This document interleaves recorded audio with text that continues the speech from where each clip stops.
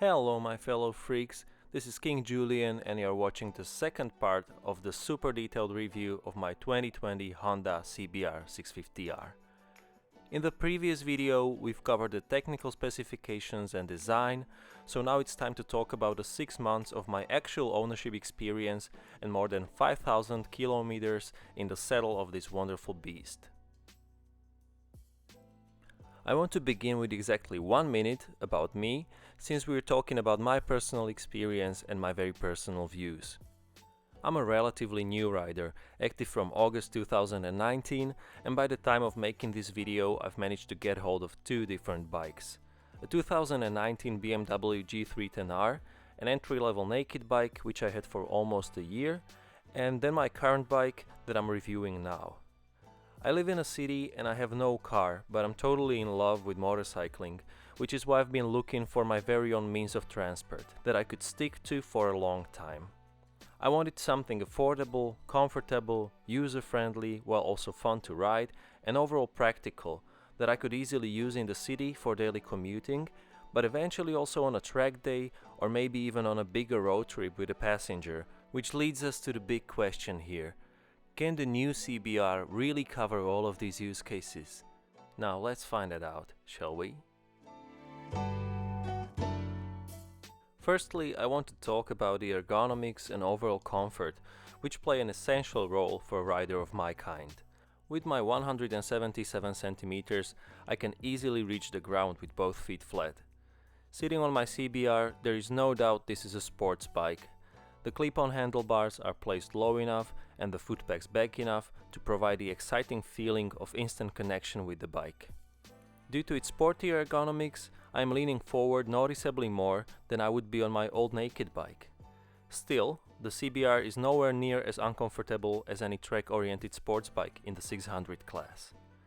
The slightly aggressive position doesn't cause me much discomfort even after hours of riding without a brake.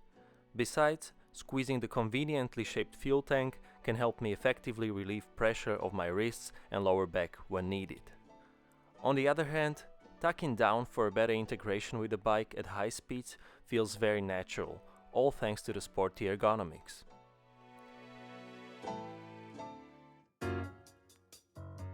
The seat seems to be quite small at first glance, but turns out to be surprisingly spacious when you're actually sitting on the bike. I feel I have enough wiggle room to comfortably adjust my seating position depending on the situation, which is something I heard complaints about with regards to Honda's main competitor in the 650 class, the new Kawasaki Ninja 650. Other than that, the seat doesn't feel hard and I can ride for as long as 2 hours without needing a break at all. However, when it comes to a full day trip with a pillion behind my back, short breaks are needed more frequently and my butt will start to experience a lot of discomfort at the end of the day due to less freedom of movement on the bike. Needless to say, the passenger will most likely start to suffer even earlier. Long story short, the stock seat is great for city riding or daily commuting, but definitely not for a road trip across Europe. Honda doesn't offer a comfort seat for this model, but do not worry just yet. There's a variety of aftermarket comfort seats and seat pads to choose from, and same goes for the luggage. The new CBR is a pretty friendly bike, even for a beginner rider, and it feels fairly safe to ride with a little help of ABS and traction control. It has an amazing throttle response and a plenty of power, but the engine is tuned to distribute it throughout the whole rev range. In practice, this means that the CBR would often ask for a little extra push, just like any other proper sports bike. But once you've actually decided to rev it up, things aren't going to get too scary or out of control. The bike will change from a limousine to a little spaceship, and you'll feel the exciting super sporty pull once you've hit the 8,500 revs, but it still remains quite smooth and confidence inspiring, even for a noob like me. The clutch lever feels extremely light. Some people find it too light or even pointless, but I personally love it. I can definitely feel the biting point and my wrist doesn't get tired from the frequent manipulation with the clutch in the city traffic. Now, whether you love it or hate it is a very subjective matter. The fact remains, the original clutch lever is very light and non-adjustable. The front brake lever is adjustable, but I've never actually felt the need to play with it. One problem that needed some fixing in my case though was the shifting. It felt quite rough at times, and I often used to hit false neutrals between the gears. In contrast to that, the downshifting always felt extra light and it barely needed any push before the gears would engage. Luckily, I managed to resolve the issue by fixing the gear lever height, since with the original setup I had to pull the lever quite a bit with my foot in order to complete the upshift. Ever since I got it done, the transmission has been buttery smooth and my fear of hitting a false neutral is gone. One thing that I couldn't fix though is the position of the turn signal switch and horn, which are actually switched in comparison to their traditional position on other bikes.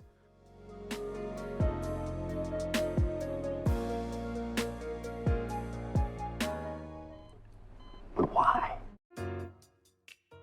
I know this is not a major issue, alright, but still, hitting horn instead of the turn signal switch might lead to some awkward situations, and believe me, I know what I'm talking about. Now let's talk about the Showa suspension, which is definitely sport tuned, so I can feel any imperfection on the road, but at the same time it doesn't get uncomfortable or discouraging. It is actually quite the opposite. The bike feels very stable, well balanced, and the front end wouldn't dive, not even under hard emergency braking. Speaking of the braking, the Nissin brakes are surprisingly strong, but also with a plenty of feel. The stock mirrors show just enough of everything to be really useful, but I still prefer to lean a bit to the sides for better view every now and then, or have a look myself to check the situation properly before changing directions. Maneuverability on this bike is also pretty good. The steering head angle is 30 degrees, whilst with other sports bikes it's usually quite extreme, only about 24 degrees or so. I must warn you though, be prepared to feel it's 207 kilos while maneuvering the bike at slow speeds. Unfortunately, there's still one element that might not feel safe or friendly enough. I'm talking about the infamous stock tires, Dunlop D214 Sport Max, made in Thailand. They've been widely criticized ever since the first release of the bike. According to many user reviews, they never get enough heat for proper feedback and they tend to slide quite a bit. This is something I've kept in mind at all times, which is why I've been pretty careful with my bike and I avoided extreme situations, extreme lean angles, and also tried to be smooth and gentle with the throttle. By now, in about 6 months, I've felt the bike sliding at 2 occasions only. Fortunately, it was never too serious. In all honesty, it was completely my fault, at least in one of the cases, and the electronics assisted me very well. So my take on the issue with the original manufacturer tires is as follows. If you're getting the new CBR, do not be afraid to keep them, at least for the first season, while you're still getting to know your new bike. The stock Dunlops will do their job even during wet and cold riding, but of course you need to ride responsibly and adapt to the condition of the road.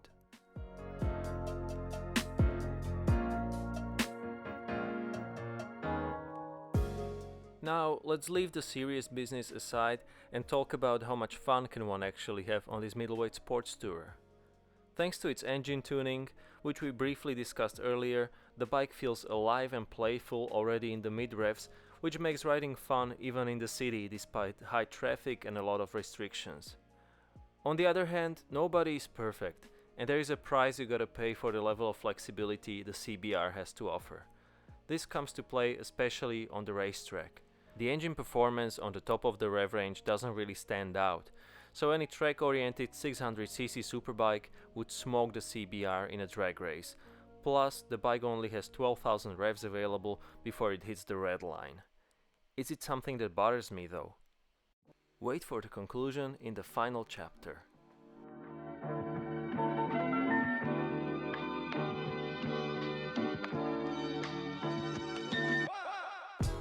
Now let's get back to the beginning of this video for a second and check out the criteria against which I'm measuring my satisfaction. Those are affordability, comfort, user-friendliness, fun to ride, and practicality. From my analysis of comfort and user-friendliness, it should be quite obvious that I'm more than happy with my bike's performance in those areas. None of the potential minor issues I mentioned during my review couldn't be easily solved, so I can successfully tick these items off my list with score 10 out of 10. Now it's time to complete the fun factor topic. I'm definitely having a blast every time I'm sitting on this little beast. It is a complete head turner, which is an important part to the fun experience, but also it's so nimble, playful, and has more power than you'll ever need on the road or on a motorway.